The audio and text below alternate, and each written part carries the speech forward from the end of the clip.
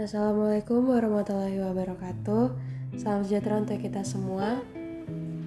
Perkenalkan, nama saya Sharon Evangelin Salamase dengan NIM 122290093. Saat ini saya akan mempresentasikan hasil ujian akhir semester dari mata kuliah Analisis Data, Cuaca, dan Iklim.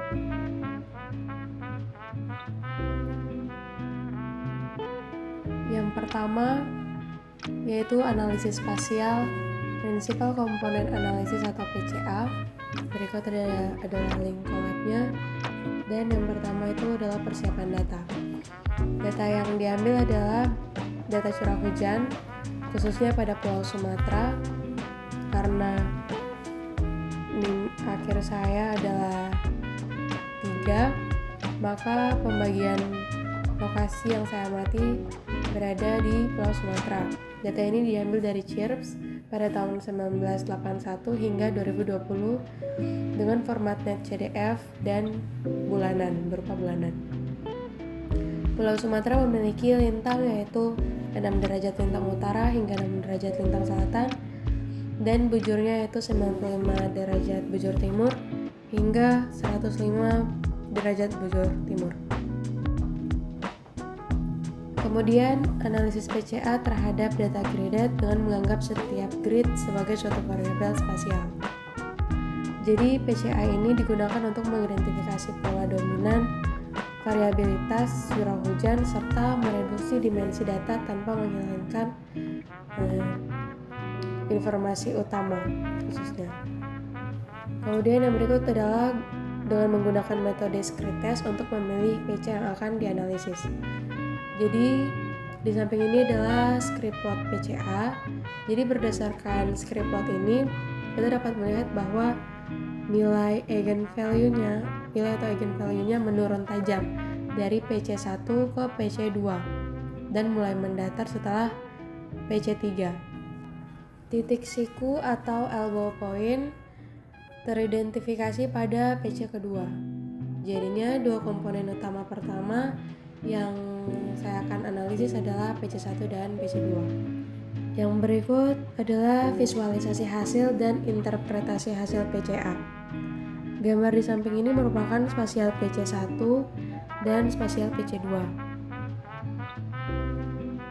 Jadi PC1 ini menunjukkan pola spasial yang relatif homogen di sebagian besar wilayah Pulau Sumatera.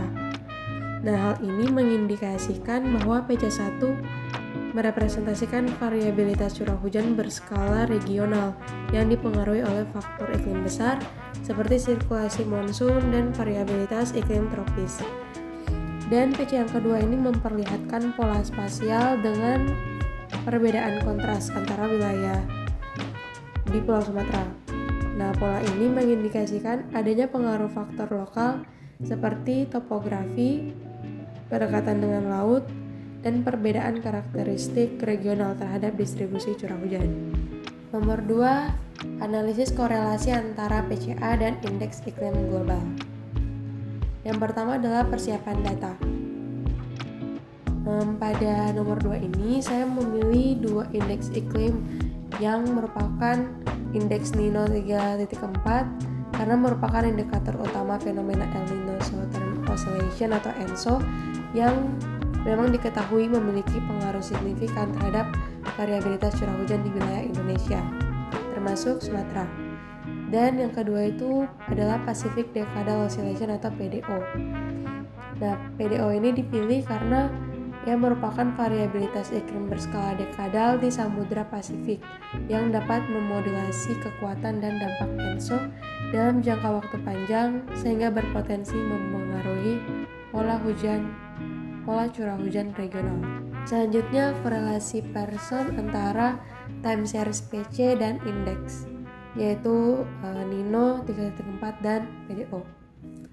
Dari hasil perhitungan korelasi ini menunjukkan bahwa hubungan antara PC1 curah hujan Pulau Sumatera dengan indeks Nino memiliki nilai koefisien korelasi R sama dengan 0,01. Sedangkan pada yang gambar kedua ini yaitu korelasi antara PC1 dan indeks PDO memiliki nilai R sama dengan 0,02.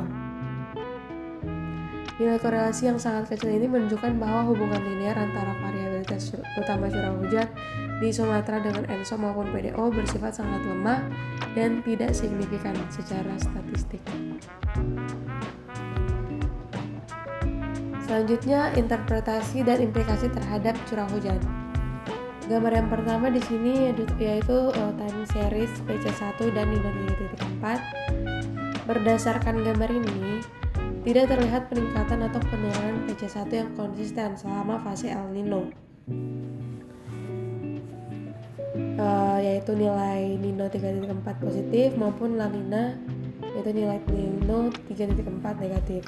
Nah, dengan demikian, tidak dapat disimpulkan bahwa curah hujan di Sumatera secara dominan meningkat atau menurun selama fase El Nino atau La Nina berdasarkan PC1 ini.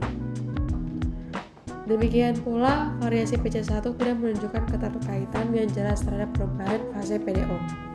Kemudian, implikasi fisiknya terhadap hujan. Variabilitas utama curah hujan di Pulau Sumatera lebih dipengaruhi oleh faktor regional dan lokal, seperti sistem monsun Asia Australia, topografi Sumatera, konveksi lokal, dan interaksi laut atmosfer di perairan Indonesia, dibandingkan oleh pengaruh langsung fenomena iklim global seperti ENSO dan PDO. Nomor 3 yaitu clustering. Yang pertama adalah persiapan data. Jadi data yang diambil merupakan data sunspot atau bintik matahari dan indeks gangguan geomagnet DST. Data ini diambil di OmniWeb. Datanya mencakup siklus matahari ke-23 dan ke-24 pada Januari 1996 hingga Desember 2019. Dan datanya merupakan data hourly atau jam. Yang berikut adalah pengolahan data. Metode clustering yang digunakan ada dua, yaitu K-means clustering dan hierarchical clustering. Berikutnya adalah menentukan jumlah cluster. Jumlah cluster optimal ditentukan menggunakan elbow method dan silhouette score. Nah, berdasarkan kedua metode ini, diperoleh bahwa jumlah cluster optimal adalah 3 cluster atau K sama dengan 3, yang secara fisik dapat merepresentasikan kondisi aktivitas rendah, aktivitas menengah, dan aktivitas tinggi. Kemudian ada analisis dan interpretasi data. Cluster 1 menunjukkan aktivitas rendah. Cluster ini ditandai oleh nilai sunspot yang rendah dan gangguan geomagnet yang relatif kecil atau nilai DST mendekati 0. Kondisi ini merepresentasikan fase minimum matahari di mana aktivitas magnetik matahari berada pada tingkat terendah. Kemudian cluster yang kedua memperhatikan aktivitas menengah. Cluster ini menunjukkan nilai sunspot dan DST yang berada pada tingkat menengah. Kondisi ini mencerminkan fase transisi antara minimum dan maksimum matahari, di mana aktivitas matahari mulai meningkat namun belum mencapai puncaknya. Yang ketiga, cluster 3, aktivitas tinggi. Cluster ini ditandai oleh jumlah sunspot yang tinggi dan nilai DST yang ekstrem atau lebih negatif, yang mengindikasikan terjadinya badai geomagnet kuat. Kondisi ini berkaitan dengan fase maksimum matahari ketika aktivitas magnetik dan pelepasan energi matahari berada pada tingkat tertinggi. Yang keempat, ada machine learning, supervised learning. Yang pertama, mempersiapkan data. Skor PC1 hingga PC5 diperoleh dari hasil Principal Component Analysis atau PCA pada data iklim sebelumnya, yaitu soal nomor 1 yang telah dilakukan di awal. Kelima PC ini merepresentasikan variabilitas dominan sistem iklim yang mempengaruhi curah hujan di Pulau Sumatera dengan PC1 sebagai komponen paling dominan. Curah hujan rata-rata spasial dihitung sehingga diperoleh satu nilai curah hujan representatif untuk setiap waktu pengamatan. Ada juga penentuan curah hujan ekstrem. Curah hujan ekstrem didefinisikan menggunakan ambang persentil ke-80 dari distribusi curah hujan rata-rata spasial. Dan ada dataset untuk machine learning. Ini dibangun sebuah data frame dengan prediktor PC1, PC2 hingga PC5 dengan target curah hujan ekstrem. Dataset kemudian dibagi menjadi data latih atau training dan data uji atau testing. Yang kedua, bangun model dan evaluasi. Pembangunan model. Model yang digunakan adalah random forest regressor karena model ini mampu menangkap hubungan linear, robust terhadap multikolinearitas, dan cocok untuk data iklim yang kompleks. Untuk mengevaluasi model, yang pertama di sini ada plot observed versus predicted extreme rainfall.